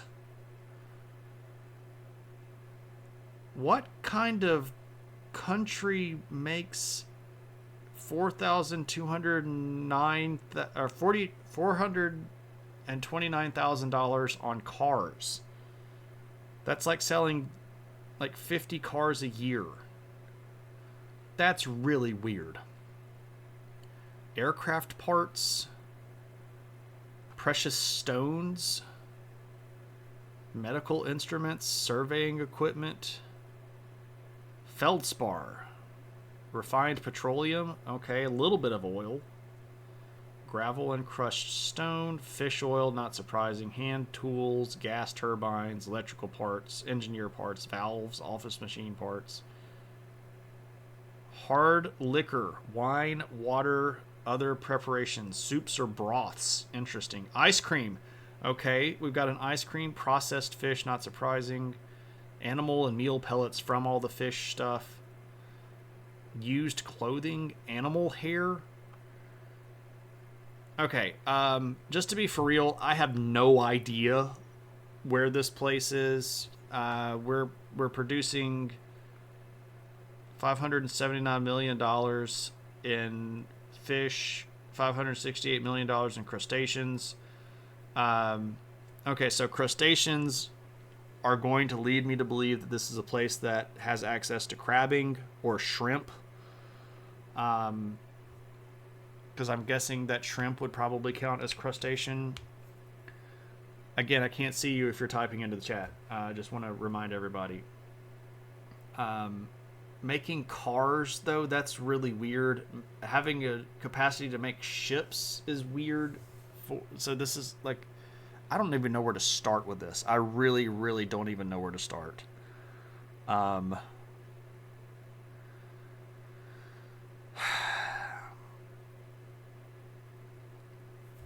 guess that I'm going to say probably Northern Pacific Island, but there aren't really a lot of Northern Pacific Island because, well, I mean, I think I'm just too stuck on snow crabs right now.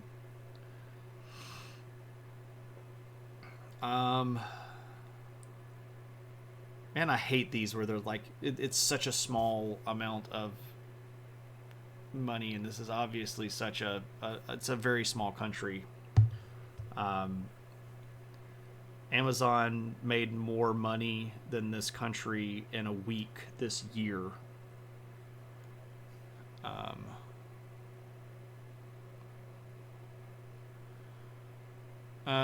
But I gotta guess, right? That's sort of the thing.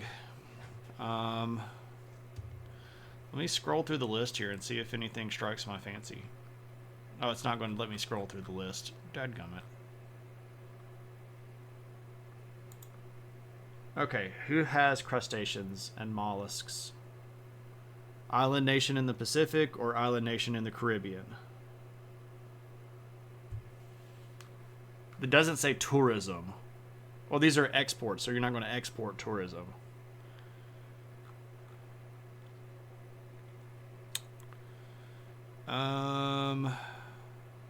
Non-fillet frozen fish, crustaceans.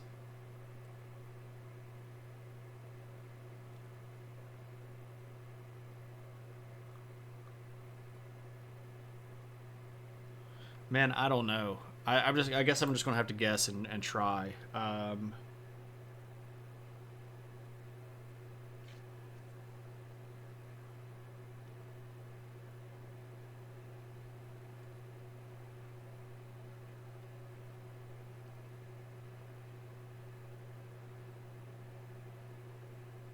I'm worried way too much about this.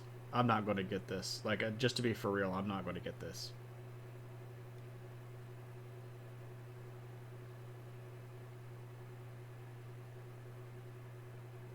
Is Guam an option?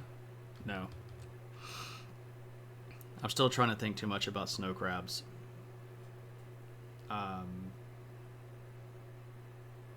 Mollusks and crabs.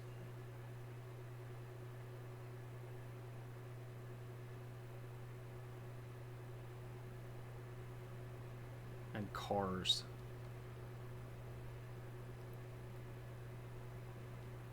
I don't know. Let's say St. Kitts and Nevis, because I have no idea what they would do, and yeah, I'm not even close. 6,193 kilometers away from the answer, and it's north of me.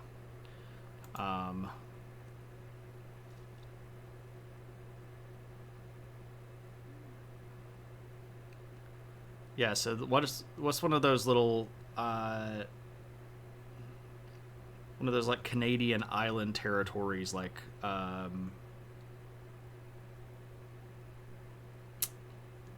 crud, I can't remember any of those islands. Like, is Labrador? No.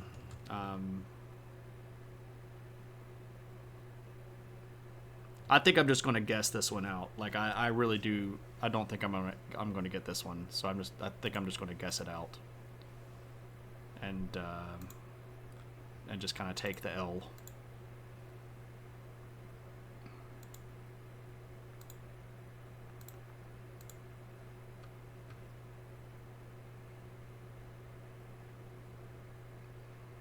I'm thinking that this is going to be some island, like, is it, I don't know, let me guess Greenland.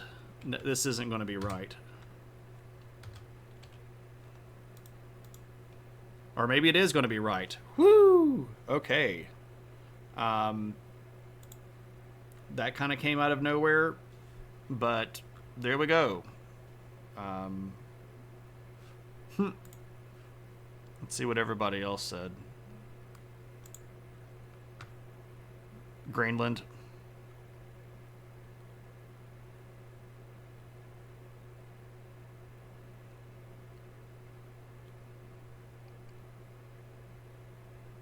Kyle subscribed. Thank you so much, Kyle.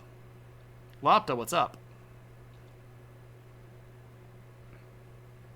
You bet this is a desert. Shrimp sandwiches? Yeah, exactly. One really fancy car.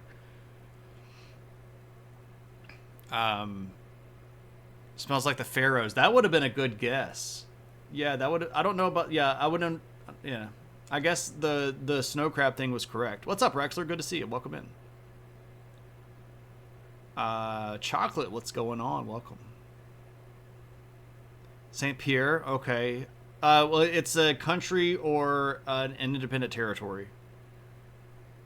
You hope I one-shot this so much? Yeah, it's just not going to happen. Iceland. So Pablo, that's a great guess, but their GDP is way higher than that. Their exports would be significantly higher. Yeah, like Saint Pierre. Yeah, see, that's what I was trying to think of, Lopta. Like some of those, like French islands off the coast of Canada that are technically independent. So yeah, Succubus hit it. You've heard of Greenland, yeah. Yeah, so Greenland is an independent territory of Denmark. What's up, Snowlock?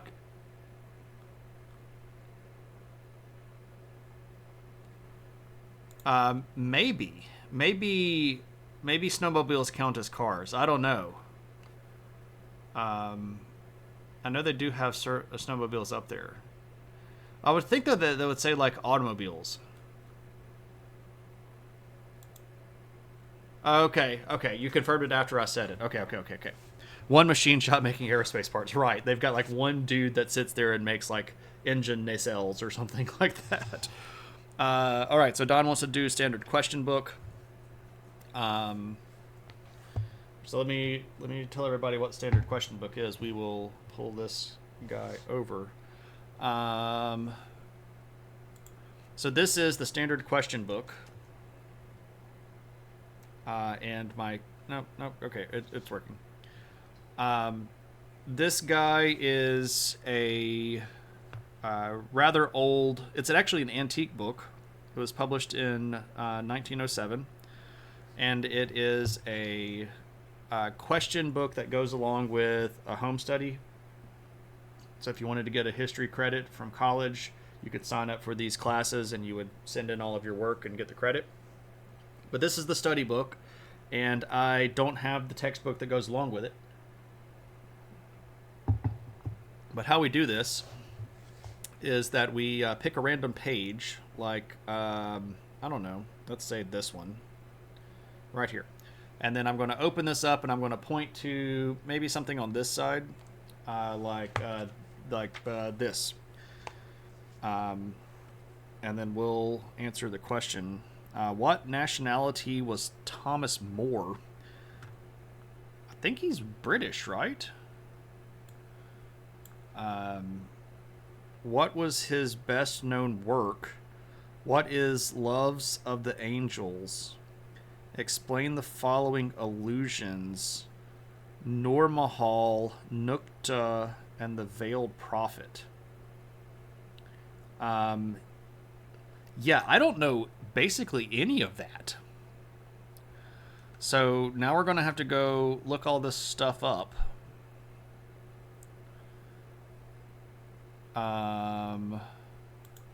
Nope. Nope. Okay, here we go. I think Thomas More is English. But he could be Scottish.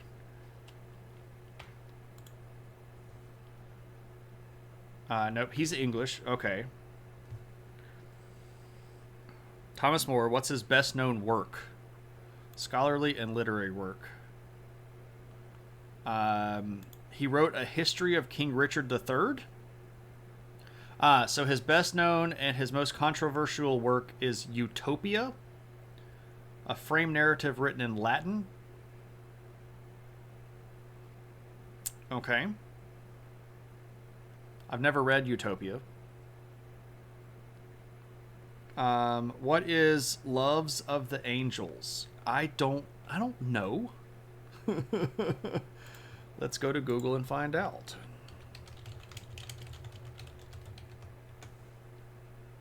Loves of the Angels is a long-form poetic work that Thomas More wrote.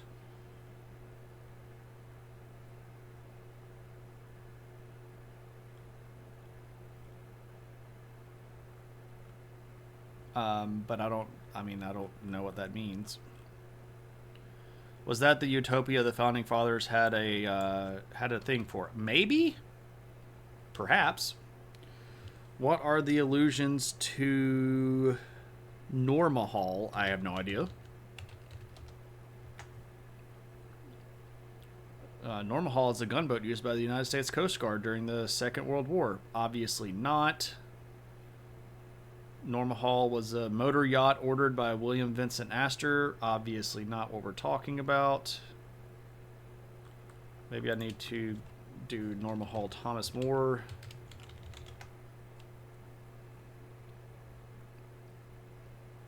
Nur Mahal with Namona. Is that the other one? No. Nur Mahal Song. Nur Mahal Thomas More Poetic Works. Yeah, that's a spam button. Dude, I have no idea. Let me see if I can find Nukta.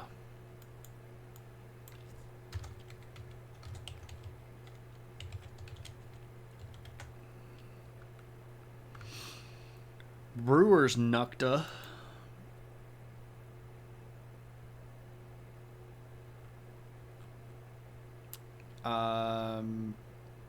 A miraculous drop which falls in Egypt on St. John's Day.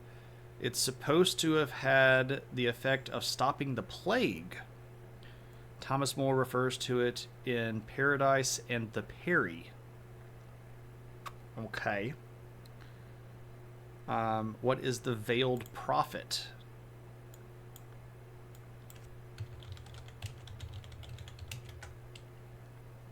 The Veiled Prophet by Thomas More.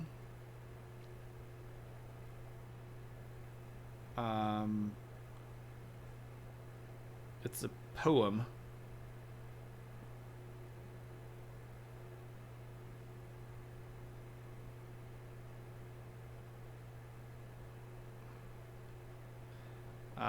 The Veiled Prophet seems to be a reference to Mansa Musa.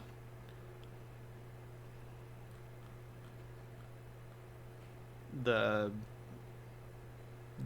king of Mali? I don't know.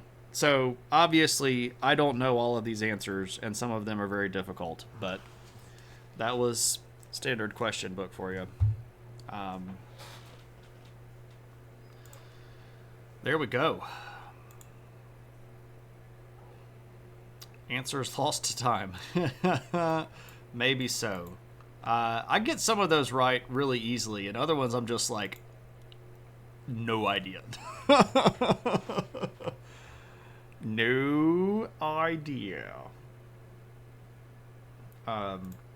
Which is perfectly fine, because obviously I don't know everything, and it's perfectly okay to recognize that we can't know everything, and not everybody knows everything, and it's just okay to not know everything, right?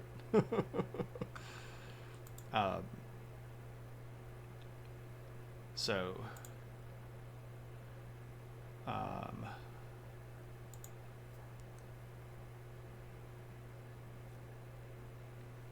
I believe so, Lopta. All right, let's see who's streaming. Now we're going to do a raid real quick. Can't know everything. Wives across the grove. I mean, if you ask my wife will confirm to you that I don't know everything. But I'll admit to it myself.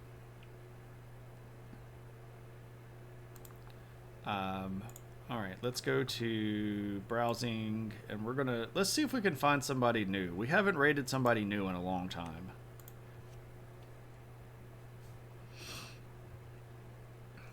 If grad school and streaming has taught you anything, it's that you know nothing. Well, I mean, that's the wisest position to be in, right? The wisest position to be in. Oh, wow, I'm the top person streaming in history right now.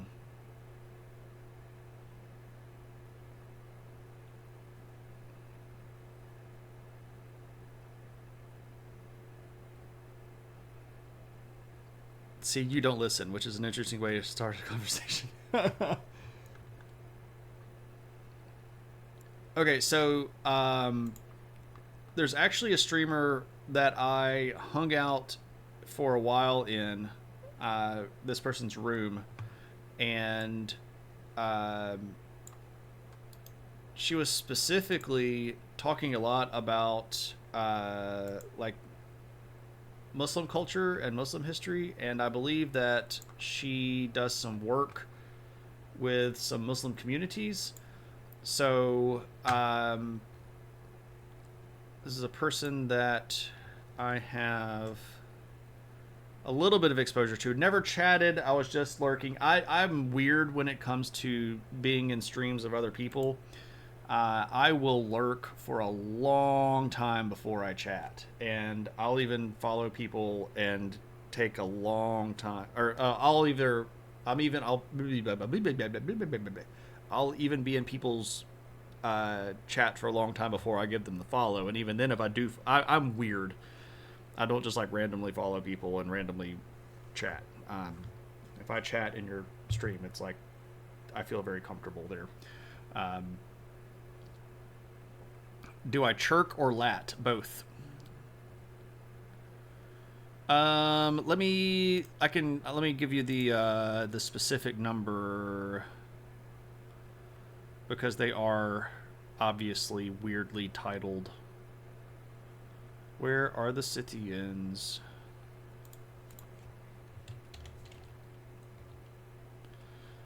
Okay, so I haven't moved them. It was viewer request 95. So Shoshichill, if you look at my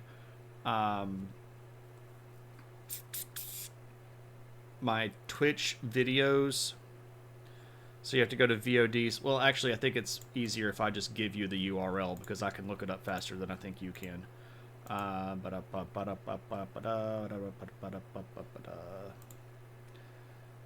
Creator dashboard. Where are the Scythians? Well, I mean, they're not all dead, but a lot of them are. Yeah, I know. Viewer request 95. That was a pretty good. I make pun titles. So the pun title for that one is I'm only Kurgan after all. I'm only Kurgan after all. All right, so there you go. That's your direct link there to the Scythians. I'm